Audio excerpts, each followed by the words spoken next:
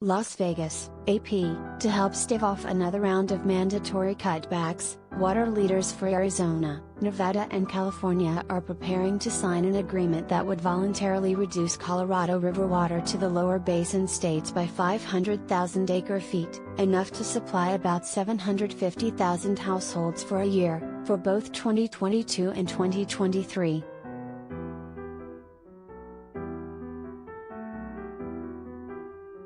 The agreement, known as the 500-plus plan, would require millions of dollars from each state over 2 years, $60 million from Arizona, $20 million from Nevada and $20 million from California with federal matching dollars, to fund payments for water use reduction and efficiency projects that result in supply savings throughout the lower basin.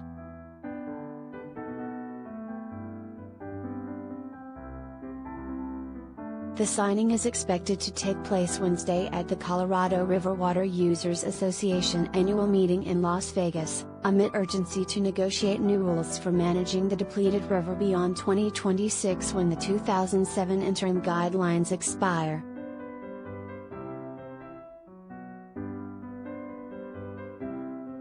Lake Mead, the largest reservoir in the United States, hit record lows this year, spurring reduced 2022 deliveries for junior water rights holders in Arizona, Nevada, and Mexico.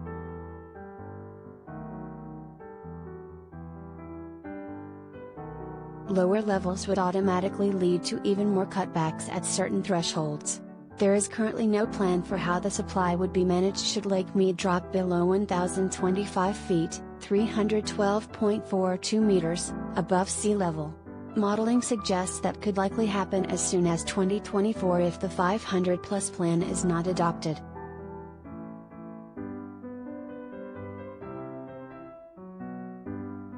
Every foot of elevation lost in Mead reduces Hoover Dam's hydropower generation by about 6 megawatts. It's currently running around 75% capacity.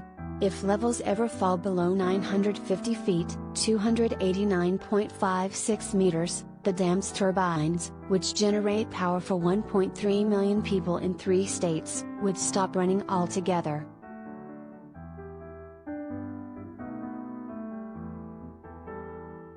For California, which receives more than half the hydropower, the deal is particularly urgent, says Adel Haga Khalil, General Manager of Metropolitan Water District of Southern California.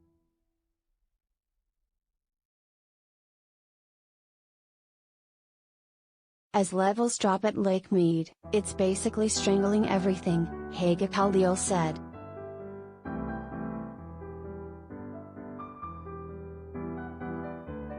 Ultimately, Mother Nature is in charge, says Catherine Sorensen, Research Director at the Kyle Center for Water Policy at Arizona State University.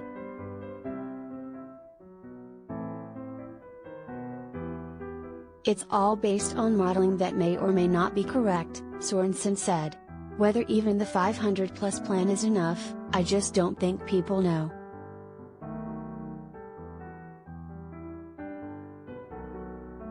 Next year marks 100 years since the Colorado River Compact was signed, apportioning the river's water among 7 states, and later Mexico, during an unseasonably wet era.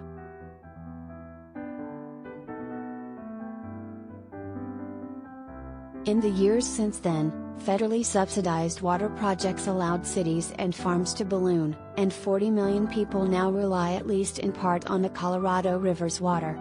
As scientists say, climate change is making the West warmer and more arid, far less water is available in the system to meet demands of all users.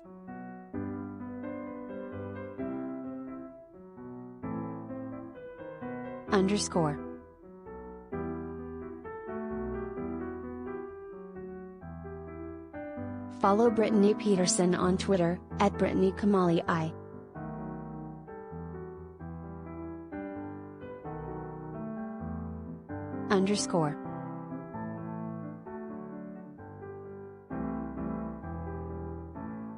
The Associated Press receives support from the Walton Family Foundation for coverage of water and environmental policy.